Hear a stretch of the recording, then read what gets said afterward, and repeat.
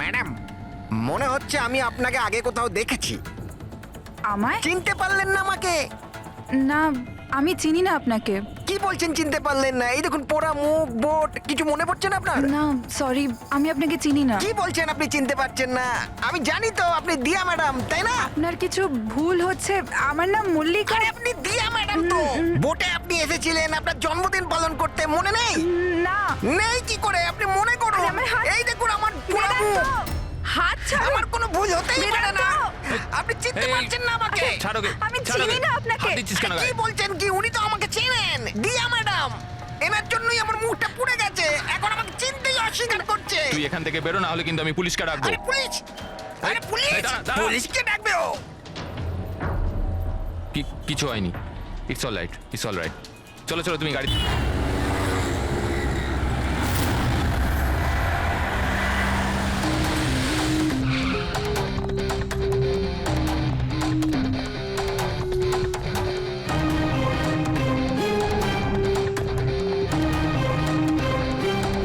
মল্লিকা কেমন আছে? ও ঠিক আছে তো?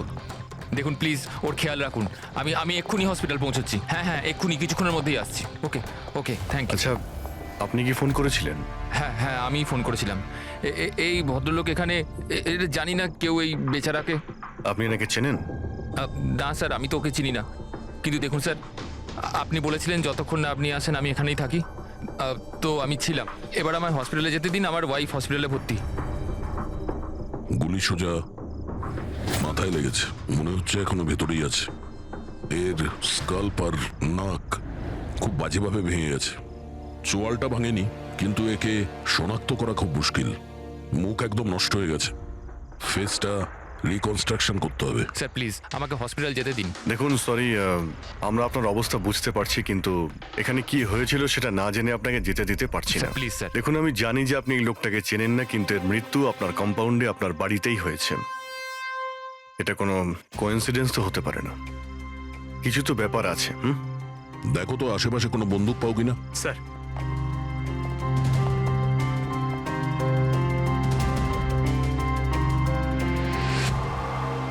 ভাই ভাই ইউ ডোন্ট ওয়ারি, আমি খবর নিয়েছি, বৌদি একদম ঠিক আছে হসপিটালে। স্যার, এ আমার বোন শায়লা। রিসেপশনের পুরো ফাংশনটা এই অর্গানাইজ করেছিল। হ্যাঁ স্যার, আমরা সবাই ফাংশনে বিজি ছিলাম, তখনই গুলি চালানোর আওয়াজ শুনতে পেলাম আমরা। তার আগে কি কি হয়েছিল আমি আপনাকে বলছি। স্যার, দুদিন আগেই আমার বিয়ে হয়েছে মল্লিকার সাথে, আর আজকে ছিল রিসেপশন। সবকিছু ঠিকঠাক চলছিল। মল্লিকা আমার সকল বন্ধুদের সাথে, সব কালিগদের সাথে আলাপ করছিল। হ্যাঁ, কিছু লোক ছিল যাদের মল্লিকাকে নিয়ে প্রবলেম হচ্ছিল, কারণ ওরা ভাবছিল মল্লিকা আমার স্টেটাসের সমান নয়। বেদান্ত এই মেয়েটাকে বিয়ে করেছে, আর কোনো মেয়ে পেল না? কমসে কম কোনো নিজের স্ট্যাটাসের মেয়েকে নিয়ে আসতো। জানি না কোন বস্তি থেকে নিয়ে এসেছে একে। আই এম শিওর যে এই একে ফাঁসিয়েছে। কিন্তু আমার এইসব কথায় না তো কোনো সমস্যা হয়েছে, না তো হবে। হঠাৎ আমি দুজনকে পার্টিতে আসতে দেখলাম, একটা লোক এবং একজন মহিলা, হাতে ক্যামেরা, গলায় আইডি কার্ড। আমি ভাবলাম হবে হয়তো কোনো রিপোর্টার। তারপর মল্লিকার সাথে কথা বলা শুরু করলো। কে জানে কি জিজ্ঞেস করছিল ওকে, কিন্তু মল্লিকা ওদের কথা শুনে যেন বিচলিত হচ্ছিল।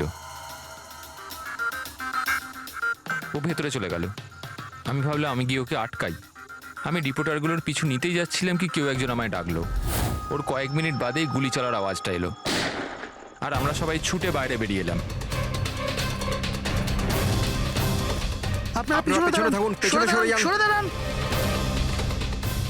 সরুন সরুন।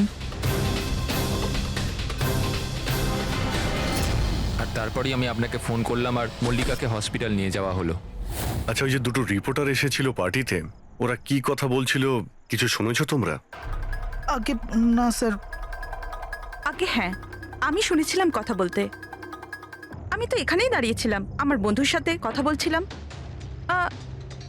রিপোর্টারের নাম পামেলা আর করণ, আর ওরা বম্বে ক্রনিকল টাইমসের ছিল। গুড, এ তো খুব ভালো কথা। আর কিছু শুনেছিলেন? আপনার সঙ্গে কোনো কথা বলেছিল ওরা? না না, ওরা মালিকাকে জানি না কেমন অদ্ভুত অদ্ভুত প্রশ্ন করছিল। তুমি কখনো বোট ব্লাস্টের ব্যাপারে শুনেছো? তুমি তুমি নিশ্চয়ই বোর্ডে বন্দুক সহ একজন মানুষকে দেখেছো? নো প্রবলেম, আমি নিজেই খুঁজে নেব।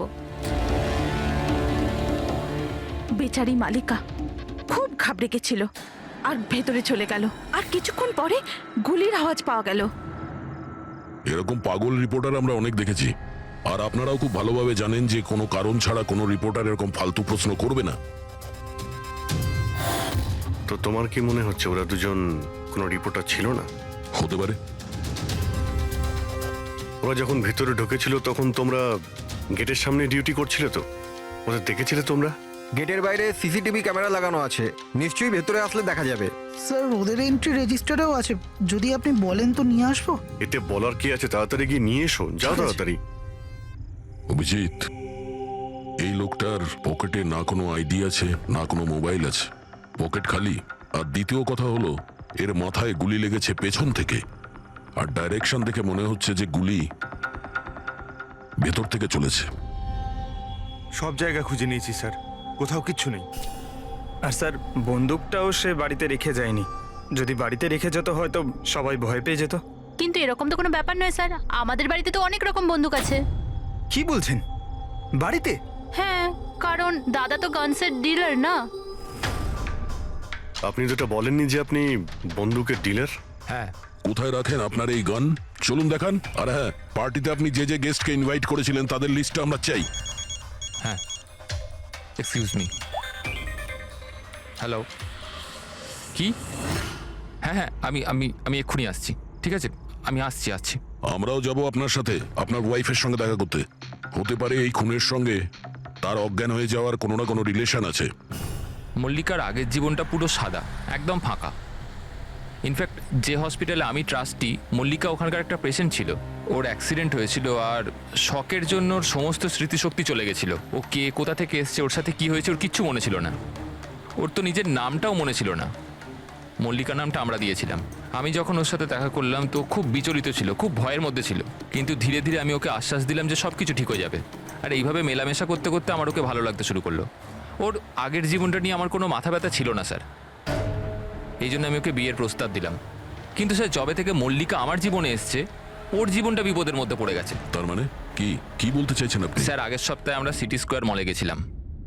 বিয়ের প্রস্তুতি একদম জোর কদমে চলছিল।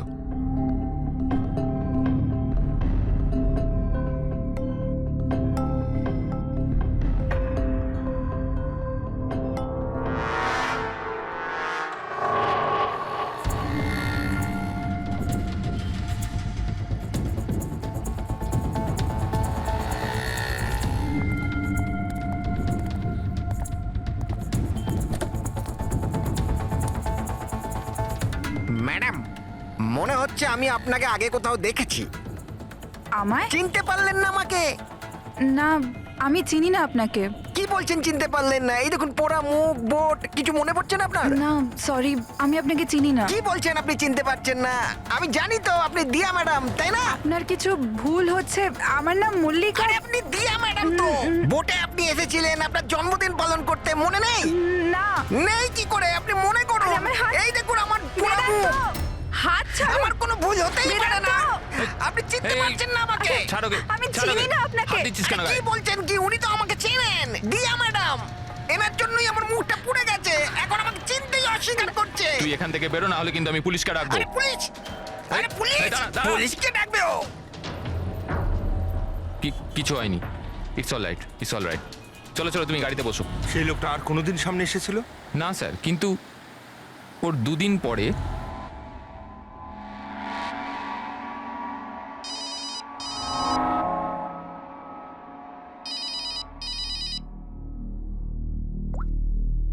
হ্যালো, কেমন আছো সোনিয়া?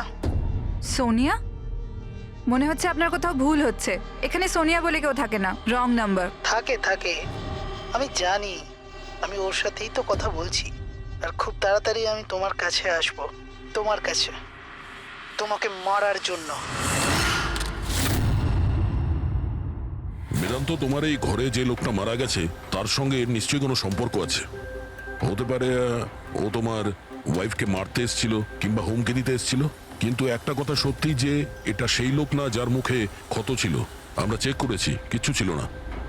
কিন্তু 100% কোনো না কোনো কানেকশন তো আছে।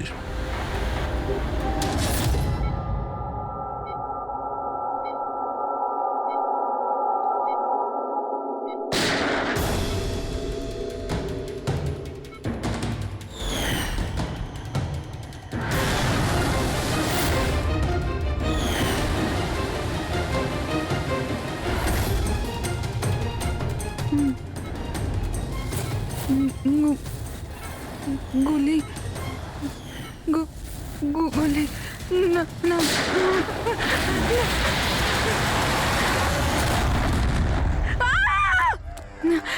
না ইনজেকশন।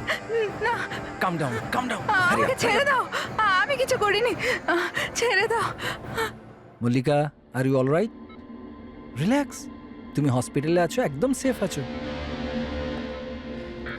মল্লিকা, মল্লিকা, মল্লিকা কেমন আছো তুমি? হ্যাঁ, ও গড, কেমন, ঠিক আছো তো তুমি? ঠিক আছো?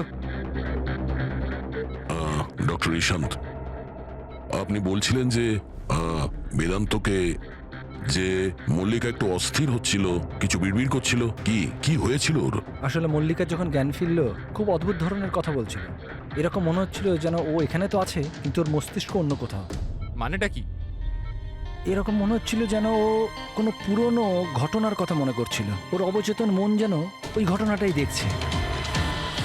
মল্লিকা, দেখো, ঘাবড়িও না, কিচ্ছু হবে না তোমার। তুমি কি দেখেছো বলো, কি শুনেছো? গুলির আওয়াজে আমার চোখ খুলল।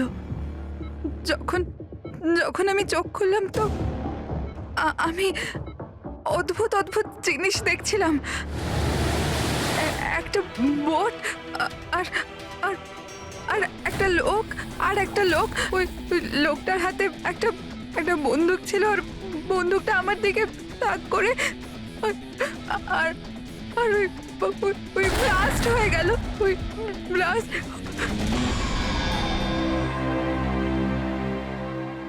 ডাক্তারবাবু, এমনটা তো নয় যে মেডিকেশনের জন্য ওর হ্যালুসিনেশন হচ্ছে, কারণ আমি কখনো ওকে কোনো বোটে নিয়েই যাইনি, তো জানি না, বুঝতে পারছি না তো আমি কিছু। ভালো হতে পারে যে তোমার সঙ্গে দেখা হওয়ার আগে কোনো বোটে গেছিল। হ্যাঁ, তবে তুমি তো বলেছিলে না যে তুমি যখন ওর সঙ্গে দেখা করেছিলে ওর আগের জীবনের কথা কিছু মনেই ছিল না?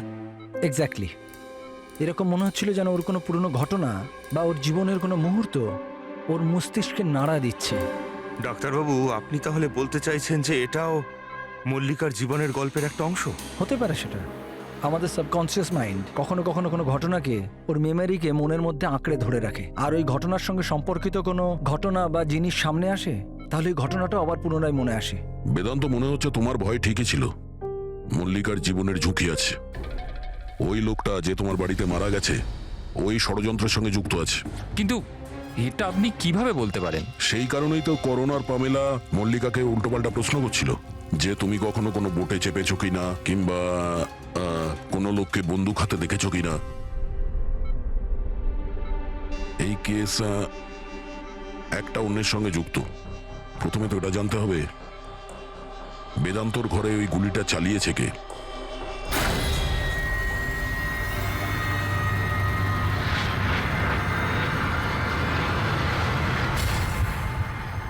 স্যার, এগুলো লিগ্যাল ডকুমেন্ট আর লাইসেন্স সব আমাদের কাছে আছে। আচ্ছা, এখানে এই রুমে কারা কারা আসতে পারে? এখানে বেদান্ত স্যার, মল্লিকা বৌদি আর শায়লা ম্যাডাম ওনার বন্ধু আসতে পারে। অদ্ভুত তো, এখানে তো সবাই আসতে পারে। অনেকে এখানে আসতো, তার মানে তো যে কেউ বন্দুক নিয়ে এখান থেকে ইউজ করতে পারে। স্যার, হ্যাঁ স্যার, এরা দুজন রিপোর্টার সেজে এসেছিল, সিসিটিভি ফুটেজে ধরা পড়েছে। মিডিয়া অফিসগুলো থেকে খোঁজ নিয়ে জানতে পারলাম যে এরা কোনো অফিসেই কাজ করে না। নকল রিপোর্টার? ঠিক আছে, এদের ব্যাপারে খোঁজ নাও আর এখানকার সমস্ত বন্দুক বাজেয়াপ্ত করো।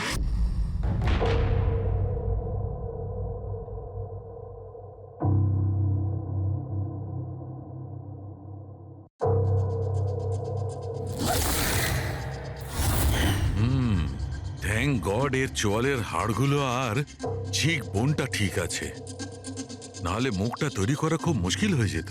বেশিরভাগ খুলিটা তো ভেঙে চৌচির হয়ে গেছে। যাই হোক, এই হাড়গুলো দিয়ে তো মুখটা বানানো যেতে পারে।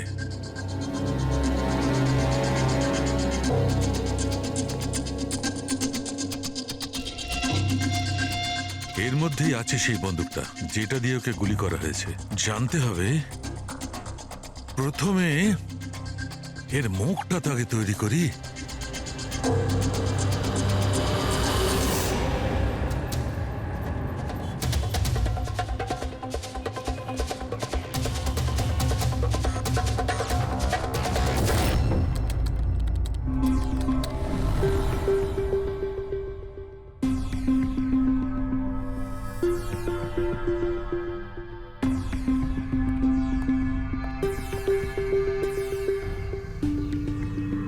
মল্লিকার কাছে যে সোনিয়ার নাম করে হুমকি দেওয়া ফোন আসছিল, সেটা পিসিও থেকে আসছিল, সেখান থেকে খুঁজে বের করা খুব মুশকিল।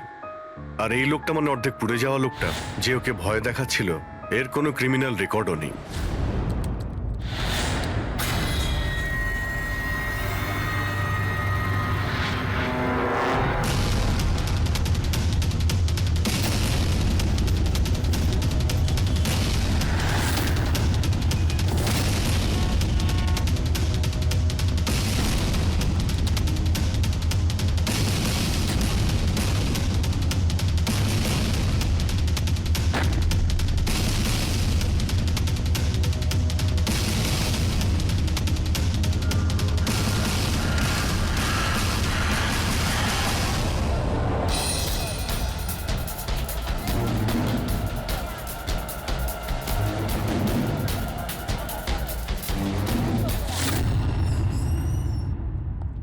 শুনুন, আগে বলুন। দেখুন আমরা সিআইডি থেকে আসছি। সিআইডি? আমি আপনার কি হেল্প করতে পারি? এক মিনিট, একবার এই ফটোটা দেখুন। এরা কি কোনোদিন আপনার কাছ থেকে ক্যামেরা আর মাইক ভাড়া করে নিয়ে গেছিল এই 48 ঘন্টার ভেতরে? এক মিনিট দাঁড়ান, আমি চেক করে আপনাদের বলছি। আমি এক্ষুনি আসছি।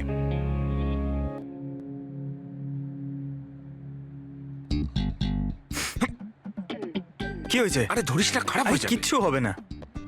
আরে ওগুলো তো দেওয়ালে এমনি টাঙানো রয়েছে। কি ফ্রেডি স্যার? আগে হ্যাঁ, এ করণ আর পামেলা, এরা 48 ঘন্টা আগে আমাদের এখান থেকেই মাইক আর ক্যামেরা ভাড়া করেছিল।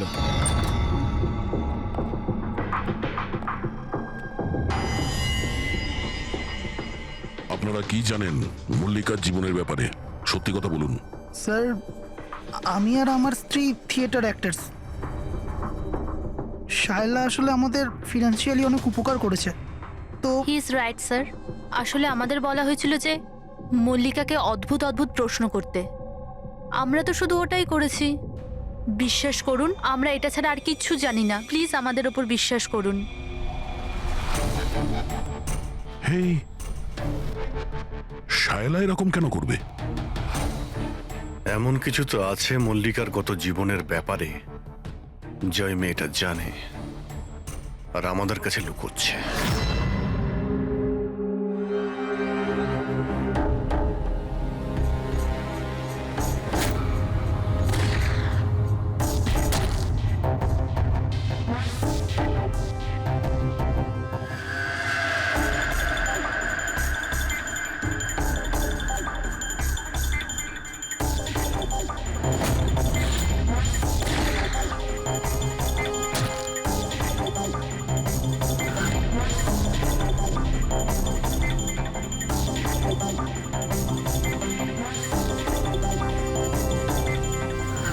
তাহলে এইটা হচ্ছে ওর মুখ।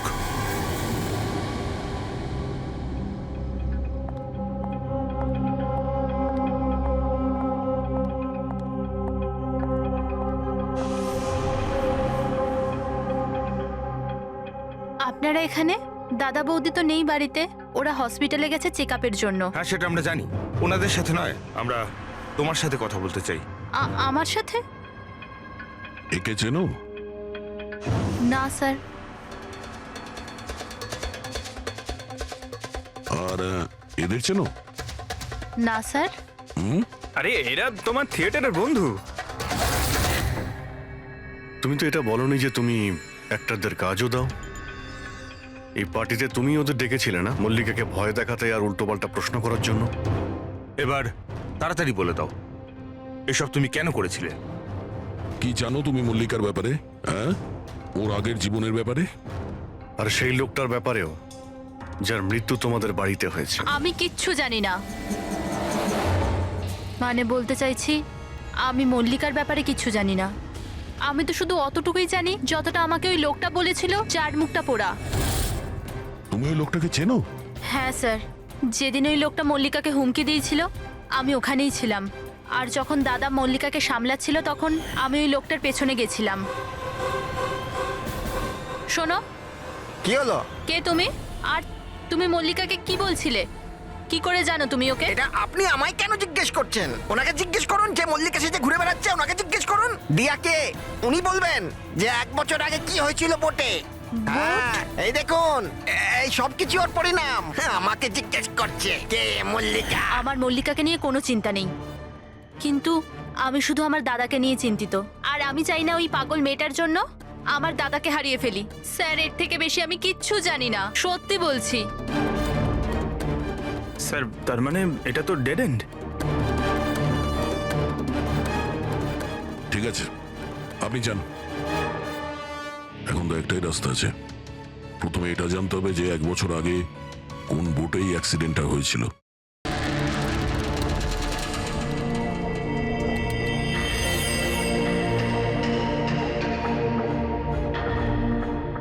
এমন যতগুলো কেস হয়েছে সব কটা দেখো 10 মাস থেকে 1 বছরের মধ্যে। এই সময় বেদান্তর সঙ্গে মল্লিকার দেখা হয়েছিল হসপিটালে। ওকে, ইয়েস স্যার। একবার যদি বোটে ব্লাস্টের ব্যাপারটা পরিষ্কার হয়ে যায় তাহলেই তদন্ত এগোনো যাবে। স্যার, হ্যাঁ, পেয়ে গেছি। এই দেখুন, 2016 নভেম্বরে একটা বোট ব্লাস্ট হয়েছিল কেরালায়। স্যার, ওই বোটে 4 জন ছিল, হাজব্যান্ড ওয়াইফ, ওনাদের মেয়ে দিয়া, আর ওই বোটের মাঝি। বম ব্লাস্টের জন্য স্যার সবাই মারা গেছিল, শুধু ওই মাঝি ছাড়া। স্যার, এ তো মল্লিকা। মল্লিকা, দিয়া, এর ফ্যামিলিতে আর কে কে আছে? স্যার, মাথুর ফ্যামিলিতে 4 জন মেম্বার, হাজব্যান্ড ওয়াইফ, ওদের মেয়ে দিয়া, আর ওর ভাই রতন। 1 মিনিট স্যার, এই যে এটা ওর ফটো, রতনের। এটা তো সেই লোকটা যার মৃত্যুটা গুলি লেগে হয়েছে বেদান্তর বাড়িতে। কিন্তু স্যার, গুলিটা মারলো কে? এখন এই সব প্রশ্নের উত্তর কেরালাতে গেলেই জানতে পারা যাবে।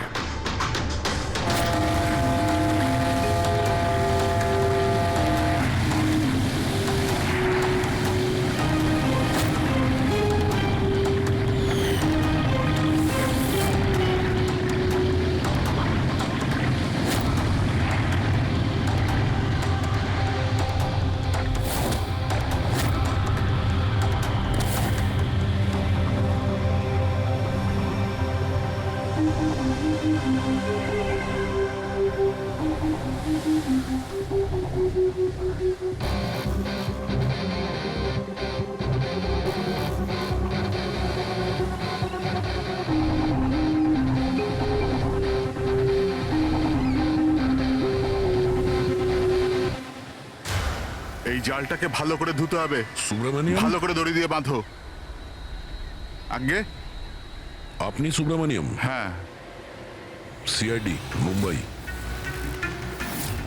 1 বছর আগে ডিসেম্বর 2016-তে আপনার বোটে ব্লাস্ট হয়েছিল, সেই ব্যাপারে জানতে এসেছি। তাতে একজন পুরুষ আর একজন মহিলা মারা গেছিল, আর ওর মেয়েটা হারিয়ে যায়। আপনার বোটের মাঝিও তো ছিল ওতে। মাঝি? হ্যাঁ, আপনার বোটের মাঝি তো ওই বোটেই ছিল। হ্যাঁ স্যার, মাঝিও ছিল। প্রচুর লোকসান হয়ে গিয়েছিল আমার। 3 জন লোকের ফ্যামিলি এসেছিল, ভাড়া নিয়েছিল আমার নৌকোটাকে। ওদের ওই আইল্যান্ডে যাওয়ার কথা ছিল, নিজের বাংলোতে। স্যার, হঠাৎ ব্লাস্ট হয়ে গেল, সব শেষ। আমার নৌকোটাও, আমার মাঝিটাও, ও বেচারাও খুব কষ্ট পেয়েছিল। অর্ধেক মুখ জ্বলে গিয়েছিল ওর। আচ্ছা, এই কান্তকে এখন কোথায় পাওয়া যাবে? এখন বলতে পারবো না স্যার, আমি জানি না ও কোথায় থাকে এখন।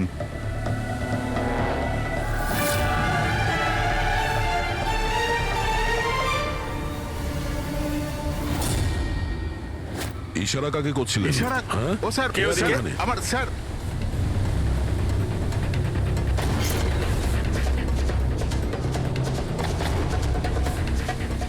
এই, এই, এই, দাঁড়া।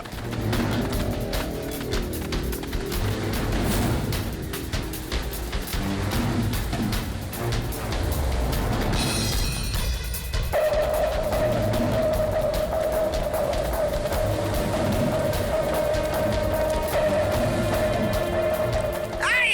আই, আই, ছেড়ে দিন আমায়, ছেড়ে দিন আমায়, মুখটা ছেড়ে তো দিন। দেখা। তুমি হ্যাঁ তুমি মল্লিকাকে মারতে চেয়েছিলে, হ্যাঁ? আর রতনকে মারার জন্য বেদান্ত ম্যানসনে ঢুকে গেছিলে, তাই তো? হ্যাঁ, আবার যাবো। আর ওখান থেকে পালিয়ে এখানে চলে এসছো লুকানোর জন্য?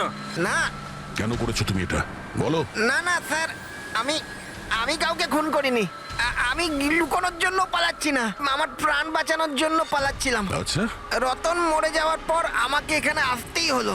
আপনারা এখনো বুঝতে পারলেন না? ওই মল্লিকা পুরোপুরি পাগল। ও মল্লিকা বিপদে নেই, দিয়া নিজেই বিপদ। কি বাজে কথা বলছো? হ্যাঁ, ওই বেচারি তো অসুস্থ, আর তুমি ওকে সবসময় বিরক্ত করছিলে। না স্যার, ওই মেয়েটা আপনাদের বোকা বানাচ্ছে। বোটে কি হয়েছিল আমি আপনাকে জানাচ্ছি। ওই দিন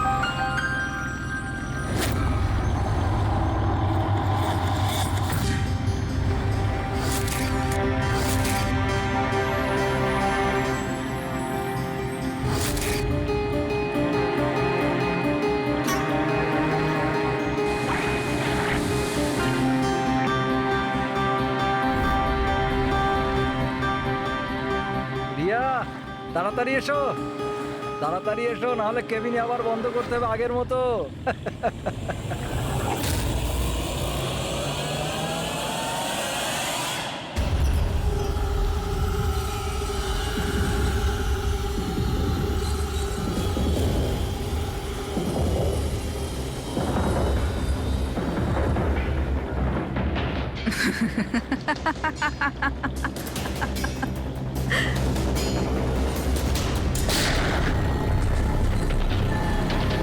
এটা আপনি কি করলেন? নিজের বাবা মাকে মেরে ফেললেন। দিয়া ম্যাডাম, এটা আপনি কি করলেন?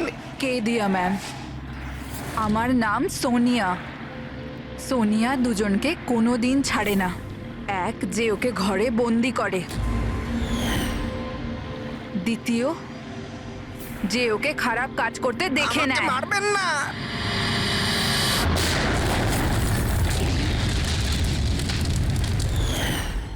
আমি তো বেঁচে গেলাম, কিন্তু বোটটা জ্বলে যাওয়ায় আমার মুখটাই জ্বলে গেল।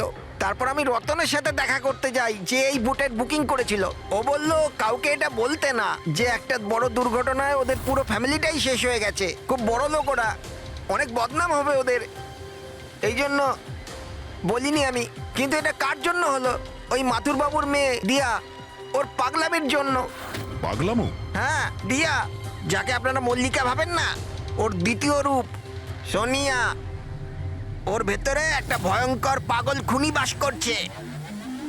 স্যার, তার মানে স্প্লিট পার্সোনালিটি? যদি এ সত্যি কথাই বলে, তাহলে তো আমাদের আগে এটা জানতে হবে যে দিয়ার ভেতরে সোনিয়া ও রতনের খুন করেছে কিনা। আর যদি করে থাকে, তাহলে দিয়ার ভেতরে সোনিয়াকে যে কোনোভাবেই জাগাতে হবে।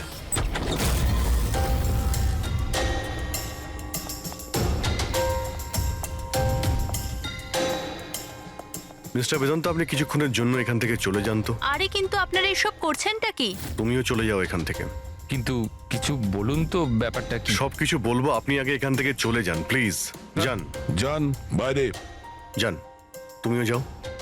না না, আপনি না, আপনি ওখানে বসুন। স্যার, আপনি বসুন ওখানে। বেদান্ত, চলুন বসুন ওখানে। কি হয়েছে স্যার? সব ঠিক আছে? কিছু হয়নি, এবার হবে। আজকের পর থেকে না আপনি বেদান্তর সঙ্গে দেখা করবেন, আর না ওর বোনের সঙ্গে। শুধুমাত্র এদের দুজনের সঙ্গেই না, তুমি কারোর সঙ্গে দেখা করবে না। হ্যাঁ, কিন্তু কিন্তু বাদ দাও। একটা কথা পরিষ্কার করে শুনে রাখো সোনিয়া, না তুমি কারোর সঙ্গে দেখা করবে, আর না কারোর সঙ্গে কথা বলবে। আর আমাদের পারমিশন ছাড়া তুমি এই বাড়ি থেকে এক পাও বাইরে রাখবে না। এই বাড়িতে তুমি বন্দি। সোনিয়া, কেন কেন কেন যাব না? যাব, নিশ্চয়ই যাব, যাব। এইভাবে কথা বলবে না, আমি যাবই। তুমি কোথাও যাবে না। তুমি এইভাবে কথা বলবে না। বাইরে যাওয়া তো দূরের কথা, এই জলটা এখানে রাখা রইলো। আমাদের পারমিশন ছাড়া তুমি এই জলটাও খেতে পারবো না, বুঝেছো?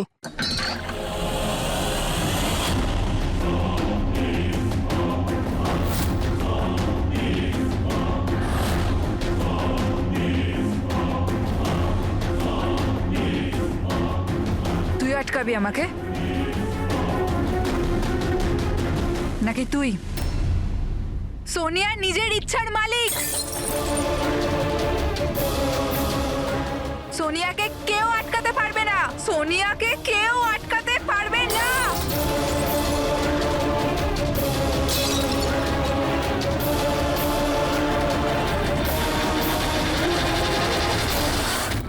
কাউকে ছাড়বো না, কাউকে ছাড়বো না আমি। ছাড়ো, ছাড়ো, ছাড়ো। চুপ করে বসো। না, না, কিচ্ছু করতে পারবে না তোমরা, কিচ্ছু করতে পারবে না। সোনিয়া থাকতে দিয়ার কেউ কিচ্ছু করতে পারবে না, কিচ্ছু করতে পারবে না।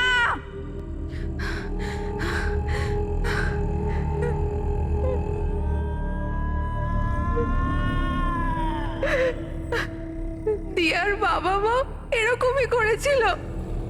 দিয়াকে ঘরে বন্ধ করে দিত, কেউ এলেও দিয়া একাই বসে থাকতো, কেউ আসতো না।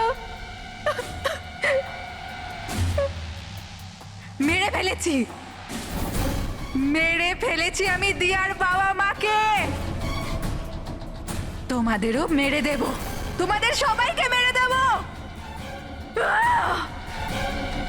কে তুমি? তোমার আসল পরিচয় কি?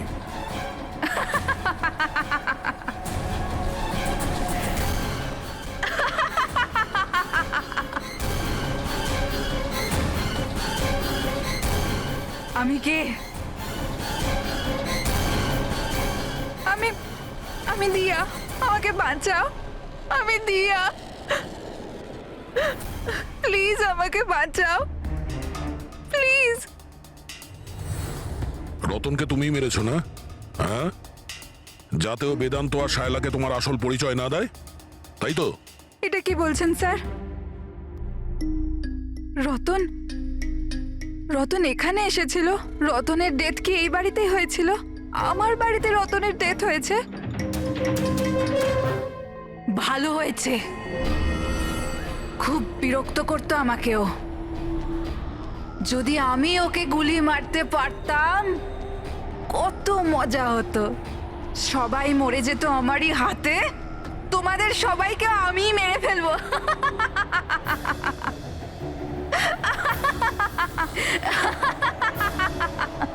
খোলো আমাকে, আমি বলে দিচ্ছি, আমাকে খুলে দাও, না হলে তোমাদের সবাইকে মেরে ফেলবো।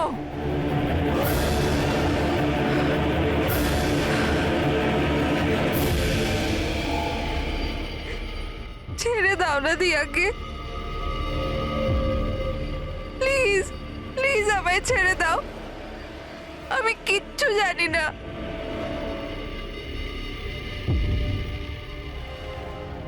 বেদান্ত, বেদান্ত,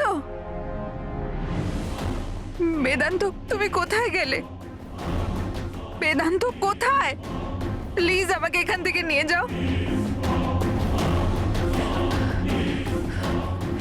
খুলে দাও, খুলে দাও আমাকে।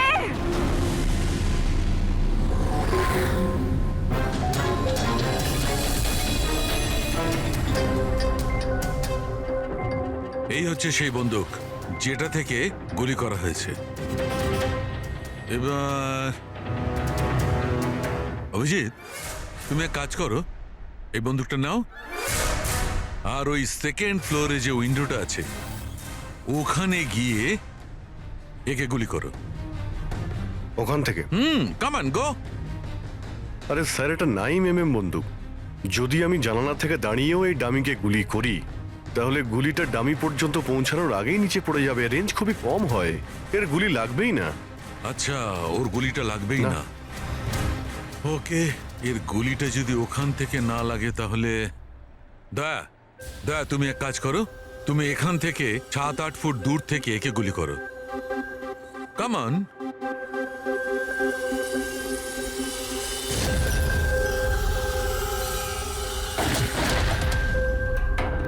আপনি প্রমাণ কি করতে চাইছেন ডক্টর সালুখে? দয়া এটাই যে মল্লিকা বিপজ্জনক হতে পারে, খুনিও হতে পারে, কিন্তু ও নিজের ভাই রতনকে মারেনি। কি বেসিসে তুমি এটা বললে? আমি বলছি, দয়া যখন তুমি একে গুলি মেরেছো এই গুলিটা সিধে এখানে গিয়ে লেগেছে এর খুলিতে নিচের দিকে। হ্যাঁ, যদি এই গুলিটা সেকেন্ড ফ্লোর থেকে ছোঁড়া হতো তাহলে অভিজিৎ যেমন বলেছে ওই গুলিটা এখানে এসে পৌঁছতোই না, নিচে পড়ে যেত। আর মনে করো যদি ওটা খুব পাওয়ারফুল গান হয়, গুলি একে লেগেও যায়, তাহলে গুলিটা এর ওপর থেকে নিচের দিকে লাগতো, কারণ গুলিটা এইভাবে আসতো এই ওপর থেকে নিচের দিকে। কিন্তু আমি যে ক্ষতটা পেয়েছি ওটা একদম সিধে গেছে, সিধে। সেই জন্য মল্লিকা এই গুলিটা চালায়নি। স্যার, কিন্তু যদি মল্লিকা গুলি না চালায় তাহলে কে চালালো? এই গুলিটা যেই চালিয়ে থাকুক ও এখানেই ছিল, এই গ্রাউন্ড ফ্লোরে, এরই আশেপাশে। তার মানে স্যার ও পার্টিতে উপস্থিত ছিল, আর যখন পার্টিতে ছিল তাহলে পার্টির জামা কাপড় পরেছিল। আর যদিও গুলি চালিয়েই থাকে তাহলে ওর কাপড়ে গান পাউডারও থাকবে। কারেক্ট। বেদান্তর বন্ধু মল্লিকা আর ওর ননদ আর ওই যে দুজন নকল রিপোর্টার ছিল না, ওদের সবার ড্রেস নিয়ে আসো, ওদের না জানিয়ে।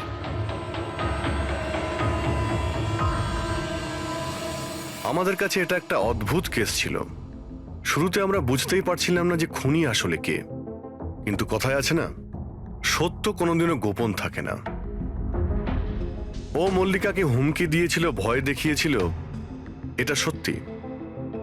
আর 1 বছর আগে মল্লিকা ওর বাবা মাকে খুন করেছিল, এটাও সত্যি। কিন্তু মল্লিকার ভাইয়ের খুন না মল্লিকা করেছে আর না নৌকো চালক করেছে। রতনের খুন সেই করেছে যে রতনের খুব কাছে দাঁড়িয়েছিল, একদম কাছে। আর সে শুরু থেকেই আমাদের চক্রব্যূহতে ফাঁসিয়ে রেখে দিয়েছিল, আর আমরা ঘুরেই যাচ্ছিলাম। শেষ পর্যন্ত সে তারই চক্রব্যূহতে ফেসে যায়। ও আমাদের অনেক মিথ্যে কথা বলেছে, অনেক মিথ্যে, কিন্তু সত্যি বেশি দিন গোপন থাকে না। বেদান্ত, তুমি আমাদের অনেক মিথ্যে বলেছ, কিন্তু তোমার এই ড্রেস সত্যিটা বলে দিয়েছে। আমরা তোমার জামার থেকে গান পাউডার পেয়েছি।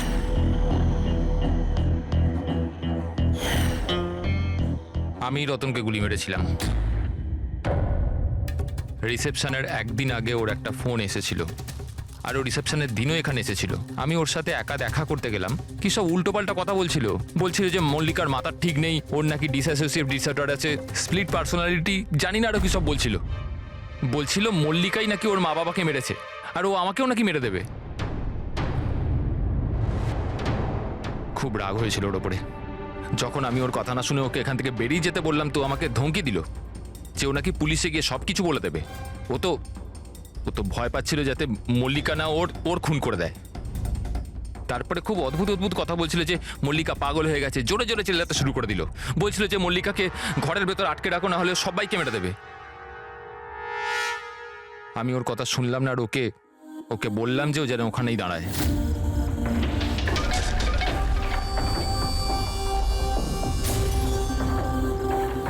ওকে আমি নিজের প্রাণের থেকেও বেশি ভালোবাসি। আর ওই রতন, আরে এই রতন ওকে পাগল বলছিল, ওকে জেলে পাঠাতে চাইছিল।